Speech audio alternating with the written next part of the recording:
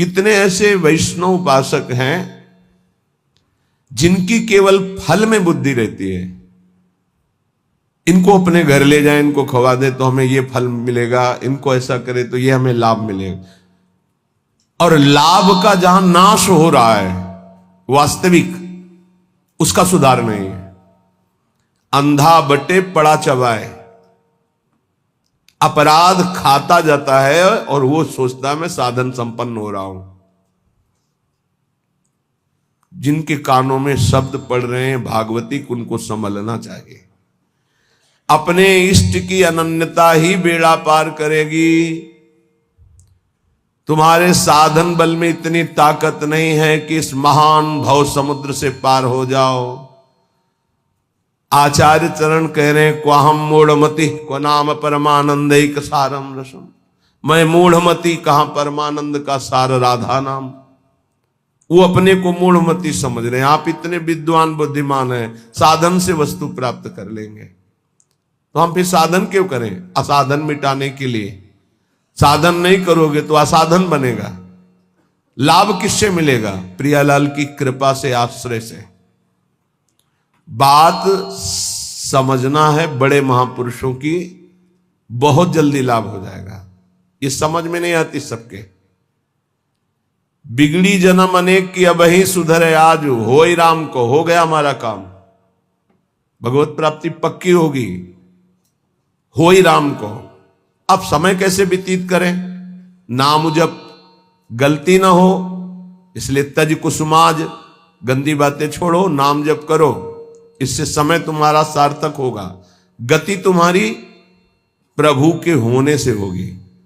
मेरी प्रिया जो, मेरे श्यामा जो, मेरी लाडली जो।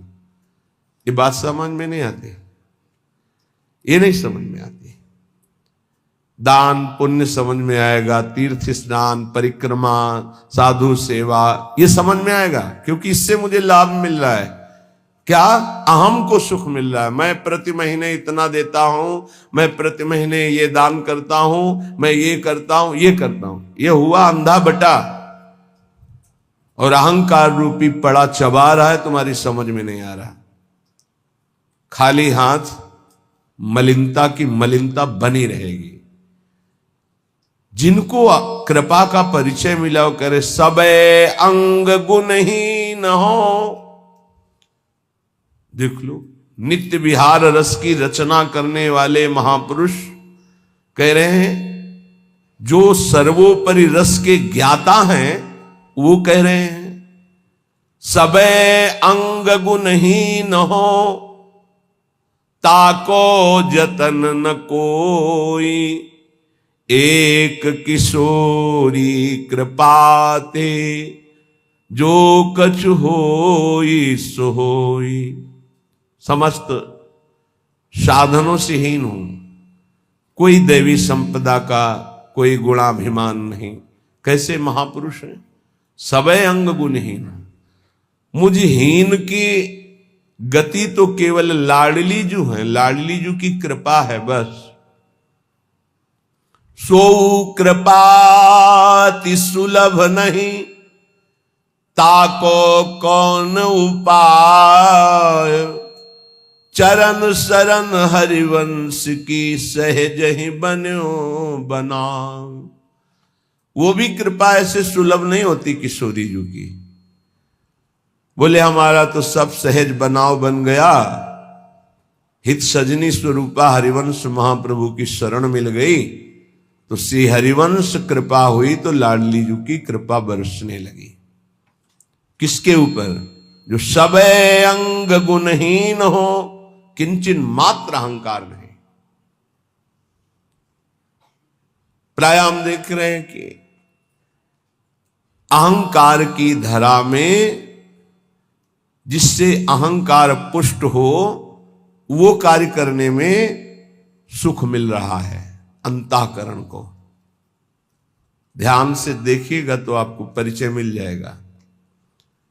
मैं ये कर रहा हूं, मैं ये करूंगा, मैंने इतना जपा, मैं इतना जपूंगा, ये अहम अंदर जो है वो सुखानुभूति दे रहा है, वो साधना की।